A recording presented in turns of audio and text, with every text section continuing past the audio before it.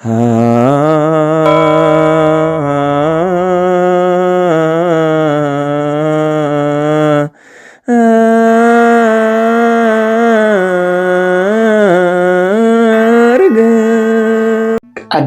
ከም ቅድስት ፌበን እንዶ ኩና ነታን ቤተ ክርስቲያን ከንኬርስ አገልጋሊ ዝኾነት ፌበን ሓብትና ናባኻትኩም አማሕፅና ኣለኹ ንኣመንቲ ከም ዝግባእ ጌርኩም ብጎይታ ተቐበልዋ ብዘድልያ ዘበለ ኩሉ ከዓ ደግፍዋ ከመይ ንሳ ንብዙሓት ንዓይ ንገዛእ ርእሰይ እውን ደጋፊት ነይራ እያ ሮሜ ምዕራፍ 16 ካብ ፍቕዲ 1 በስመ አብን ወልድን መንፈስ ቅዱስን ሓደ አምላኽ አሜን። ነዚ ዘለናዮ ዘመን እዚ ብልክዕ ዶ ነንብቦ ኣለና?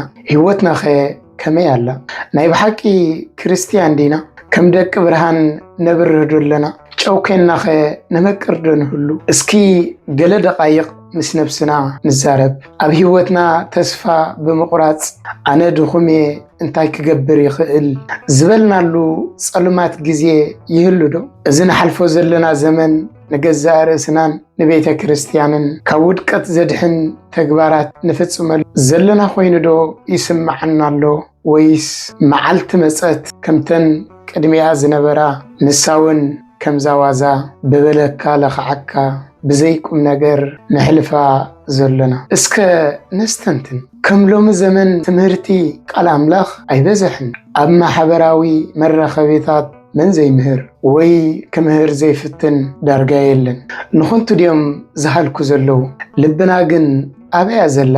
ሕርብደ ይብለኩም ከምዚ ኸማይ ዋላስ ክላእ ሸለል እንደበሎ ዝብል ብሂል ዘይወፍር ዘየእቱ ኢና ንኽተል ዘለና። ኣምላኸይ ይቕረበለልና። ንሎሚ ከም ፍቓድ ኣምላኽ ፍሉይ ኣተኩሮ ንገብረሉ ነተን ብኣምላኽ ፍሉይ ተውህቦ ዝተዓደላ ኣዴታት ዝምልከት ኮይኑ እዚ ጽሑፍ እዚ ንገሊአን ብዕድመ ዝዓብያኒ ኣዴታተይ መሳተይ ዝኾና ኣሕዋተይ ከምኡውን ንኣሽቱ ደቀይ ዘተኮረ ክኸውን እዩ። ኣብዚ እዋን እዚ ቤተ ክርስቲያንና ኣብቲ ዝለዓለ ደረጃ ናይ ምሕቋን ትርከባላ። ነታ ክርስቶስ ብደሙ ዝመስረታ ኣጽናፋዊት ቤትና ከም ሕምባሻ ተጋማሚዓ ካብ ምርኣይ ዝኸብድ እንታይ ክህሉ ይኽእል? እዚ ተርእዮ እዚ ሓድሽ እኳ እንተዘይኮነ ቤተ ክርስቲያንና ክሳብ እዚ እዋን እዚ ከይተሸራረፈት ፀንሐት ኣብ ትሕቲ ፍቓድ ኣምላኽ ሳላተን ቅዱሳት ኣዴታት እዩ እንተተባሃለ ካብ ሓቂ ዝረሓቐ ኣይከውንን። ኣቐዲመ ናብ ኣዴታት ከተኩሬ ኢለ ነይረ። ስለምንታይ ግን ናብኣተን ዝብል መሰረታዊ ሕቶ ክለዓል ግድን እዩ። እቲ ምኽንያት ከዓ ምፍታሕ ናይ ነፍሲ ወከፍ ፀገም ኣብ ኢደን ስለ ዝረከብ እዩ።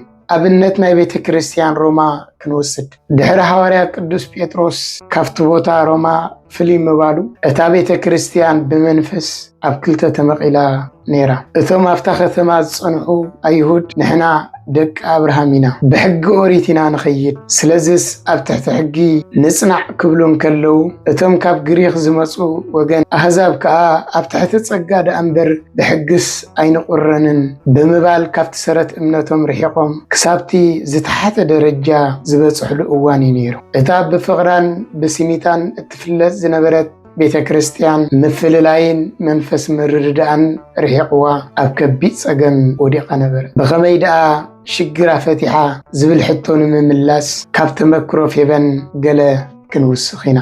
ክቡራት ኣዴታት ከዓ ኣብነት ናታ ክትስዕባ ብምባል እዩ መሰረት ናይዚ ጽሑፍ። ንምዃኑ ፌበን መን እያ? ፌበን ካብ ሩባሓት ዝበሃሉ ስድራ ኣብ ከተማ ሮም ዝተወለደት ካብ ወገን ኣሕዛብ እያ ነይራ። ኣብቲ እዋን እቲ ግዝኣት ሮማ ኣብ ዝለዓለ ደረጃ በፂሕሉ ዝነበረ እዋን ስለ ዝነበረ ህይወት እታ ከተማ ኣዝዩ ድሙቕ ኮይኑ ብዝተፈላለየ ኣምልኾታት ዝተዓብለለ እዩ ነይሩ። ኣከም ዝኾነት ዝዓበየት ፌበን ተመሪዓን ናብታ ካብ ቆሮንጦስ 8 ወይ 9 ማይል ርሒቓ ትርከብ ወደብ ከንከሬስ ምስ ከደት እያ ምስ ክርስትና ዝተላለየት።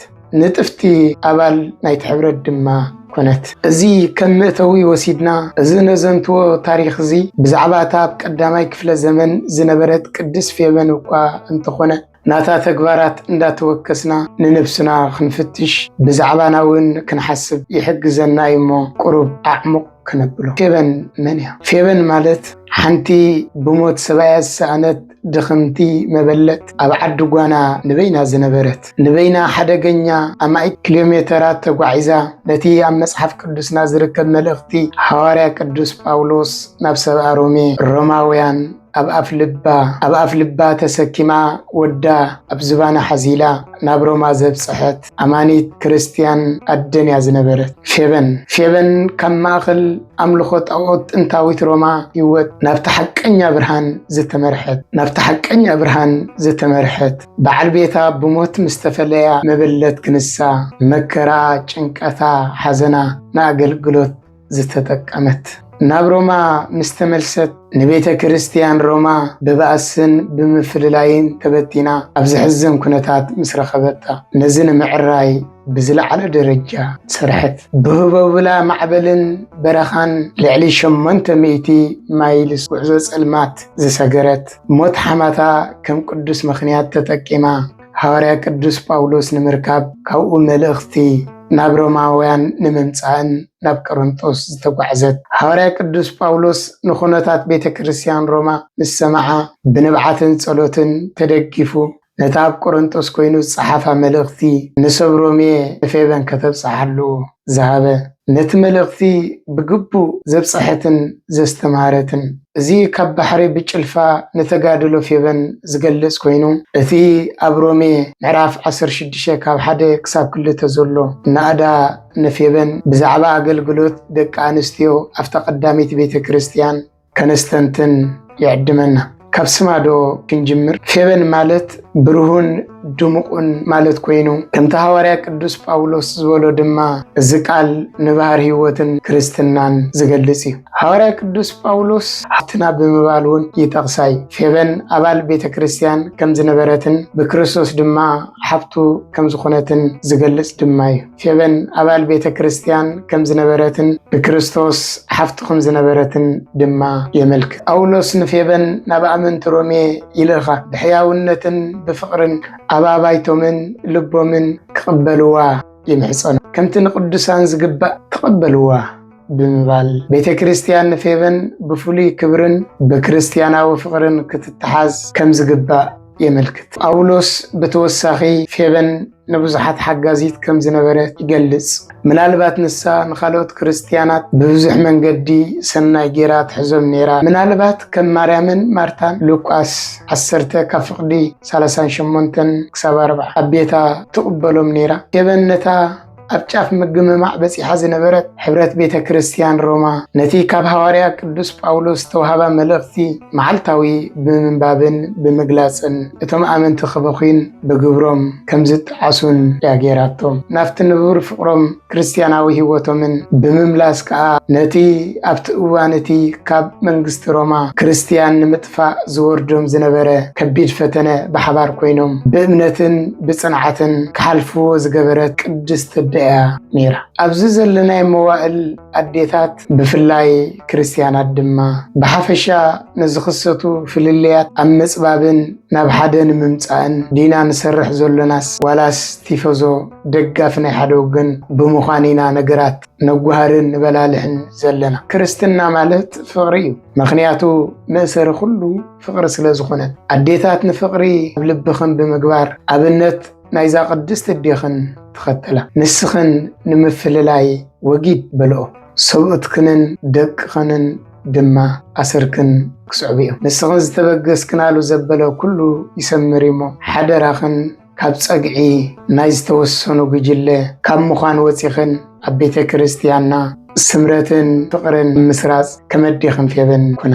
ኣቱም ሰብ ማሕበራዊ መራኸቢታት ከዓ ሕማቕ ዘመንሲ መተዓዛዘቢ ከም ዝበሃል ዘይሓልፍ ጊዜ የለን እሞ ነገራት ካብ መጓሃር ምብልሓን ክትቁጠብን መንገዲ ሰላም ክትመርሑን ሓደራ ንብል። ክብሪ ነቲ ኩሉ ዝኽእል ሰማያዊ ኣምላኽ ይኹን። መምህር ኣማኑኤል ኣስመላሽ መወከሲ ካብ ዝተፈላለየ ጽሑፋትን ዩቲዩብን ዝተዋፀ እዛ ብመምህር ኣማኑኤል ዝተጻሕፈ ጽሑፍ ኣነ ብንባብ ብኸምዚ መንገዲ ኣቕሪበ ኣለኹ። ብሓቂ ንመምህር አማኑኤል እግዚአብሔር አምላኽ ዘመኑ ይባርኽ። ክቡራት ኣዴታት ድማ ከምዛ ቅድስቲ ፌበን ዝረኣኽንኣ ንቤተ ክርስቲያን ዓብይ ኣስተዋፅኦ ዝገበረት ሎሚ እውን ኣብዚ ቤተ ክርስቲያንና ተኸፋፊላትሉ ዘላ ቤተ ክርስቲያን ኣብ ከቢድ ፈተና ዘላትሉ ካብዚ ዘላቶ ንኽትወፅእ ናትከን ዓብይ እጃምን ዓብይን ኣስተዋፅኦን እሞ ነዚ ነገር እዚ ብትግሃት ክትሰርሓሉ ከም ኣዴኽን ፌበን መሲልክን